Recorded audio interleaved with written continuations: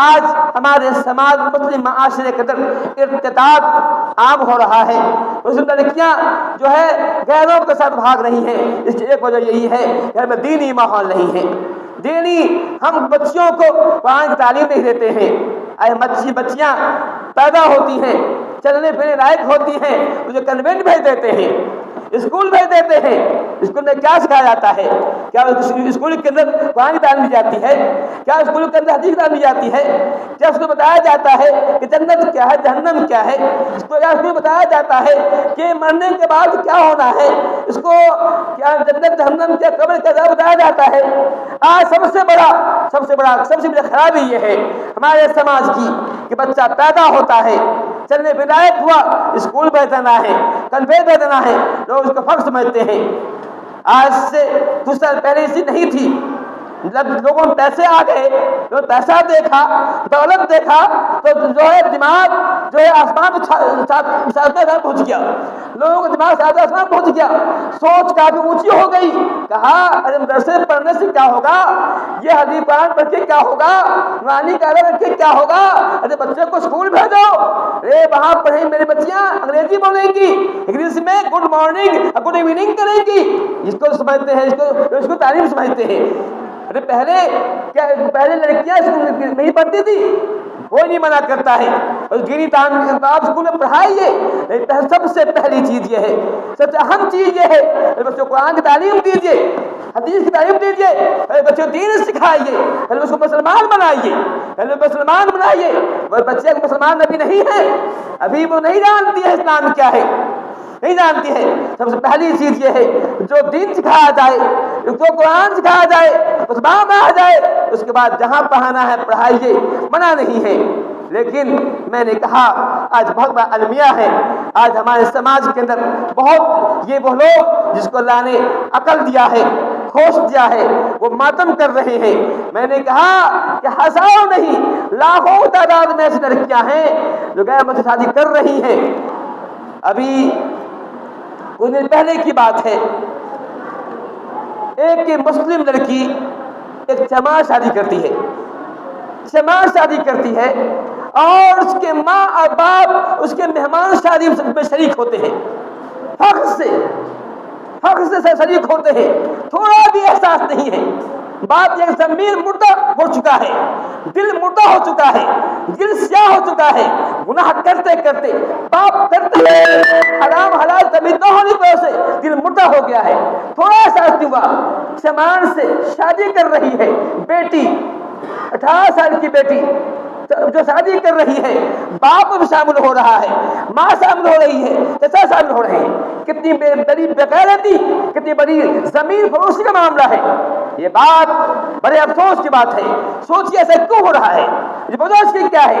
وجہ یہی ہے کہ اس کے اندر دینی شعور نہیں ہے. چونکہ باپ خود دینی شعور حامل نہیں, ماں بھی نہیں ہے, پھر کیسے بچے کے اندر اطلاع آئے گا؟ تو میں کہا کہ پہلی وجہ کی سب سے بنیادی وجہ کی یہی ہے کہ ہم نے بچوں کو دینی تعلیم نہیں دی ہے اس کی, اور ہماری لڑکیوں کے بھاگنے غیر شادی کی دوسری وجہ یہ ہے کہ ہمارے سماج کے اندر ایک بڑا ناسور, بڑا کینسر جو پھیلا ہوا ہے, وہ جہیز کا تلک کا کینسر ہے. جہیز تلک کا کینسر بھی ایسا کینسر ہے, ایسا روگ ہے, ایسا مرض ہے, ایسی بیماری ہے جس نے ہزاروں لڑکیوں کو برائی پر آمادہ کیا ہے. پھر اس لڑکی نے, بھیونڈی کی لڑکی نے کہا جب میری شادی نہیں ہو رہی تھی تو آپ کہاں تھے؟ آج مجھ سے پوچھنے آئے ہیں کہ میں غیر سے شادی کر رہی ہوں, میں انجلی ہو گئی ہوں. پہلے میں مومن تھی, مسلمان تھی, میں انجلی ہو گئی ہوں. پوچھنے آئے ہیں اس وقت کہاں تھے جب میری شادی نہیں ہو رہی تھی؟ میرے گھر میں جہیز کے لیے پیسہ نہیں تھا, میرے پاس تلک کا پیسہ نہیں تھا, میرے باپ مر چکے تھے, ہم یتیم تھے, ماں بیوہ تھی, ماں کہاں سے لاتی؟ اب اس وقت کہاں تھے, کہاں سوئے ہوئے تھے؟ آج ہمارے سماج کے اندر یہ ناسور, یہ کینسر, یہ بیماری, یہ روگ جو جہیز کا ہے, تلک کا ہے, اس نے بھی ہمارے سماج کے اندر برائی کو پنپنے میں خوب مدد کیا ہے, خوب بڑھاوا دیا ہے, خوب اس کو آگے کیا ہے. جو ہوتا ہے کہ ماں باپ، جو ہوتا ہے کہ ان چیزوں کے خلاف لڑائی کی جائے، ان کے خلاف اٹھا جائے، وہ لوگ جو جہیز لیتے ہیں، وہ لوگ تلک لیتے ہیں، ایسی شادی کا بائیکاٹ کرنا چاہیے، لیکن ہم نہیں کر رہے ہیں کیونکہ ہماری دینی حمیت نہیں، ہمیں دین سے پیار نہیں، ہمیں اللہ سے پیار نہیں ہے، ہمیں پیار سماج سے ہے، ڈرتے ہیں سماج سے کہ اگر ہم بائیکاٹ کیا تو ہمارے لوگ پیچھے بن جائیں گے، ہمارا سر توڑ دیں گے، ڈرتے ہیں۔ یاد رکھیے جہیز لینا یہ اسلام کے حرام ہے، یہ رشوت ہے، رشوت ہے، اسلام نے منع کیا ہے۔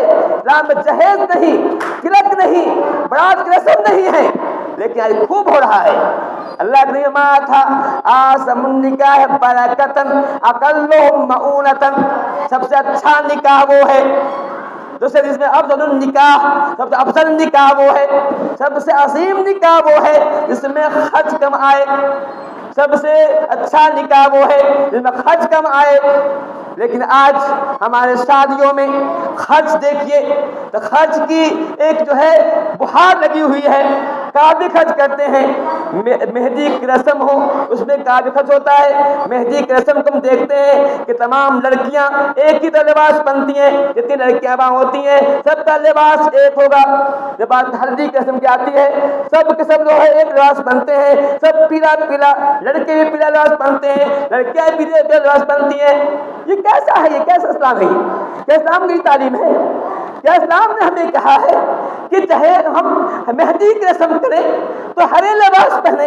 اسلام نے کہا ہے کہ جب ہلدی کی رسم ہو تو پیلے لباس پہنے؟ یہ کیسا معاملہ ہے؟ آج یہ فضول خرچی پہ اتنا خرچ ہو رہا ہے۔ وہی جو خرچ جو ہے اگر آپ کے پڑوس میں کوئی غریب ہے بھوکا مت اس کے ماں دھیان نہیں جاتا ہے۔ یہی وجہ ہے کہ ہمارے سماج کے اندر ارتداد آ رہا ہے، بے دینی آ رہی ہے۔ اس لیے میں آپ لوگوں سے اپیل کرتا ہوں کہ سب سے پہلے اپنے بچیوں کو دینی تعلیم دیجیے، دین کی تعلیم سے آراستہ کیجیے، قرآن کی تعلیم آراستہ کیجیے۔ بتائیے ہمارا ٹھکانہ جنت ہے، ان کا ٹھکانہ جہنم ہے، بتائیے ہم جنت والے ہیں وہ جہنم والے ہیں۔ فَأَمَّا مَن طَغَىٰ وَآثَرَ الْحَيَاةَ الدُّنْيَا فَإِنَّ الْجَحِيمَ هِيَ الْمَأْوَىٰ، وہ لوگ حد سے آگے بڑھ جاتے ہیں، دین کے حد کو فلان کرتے ہیں، دین کے حد کو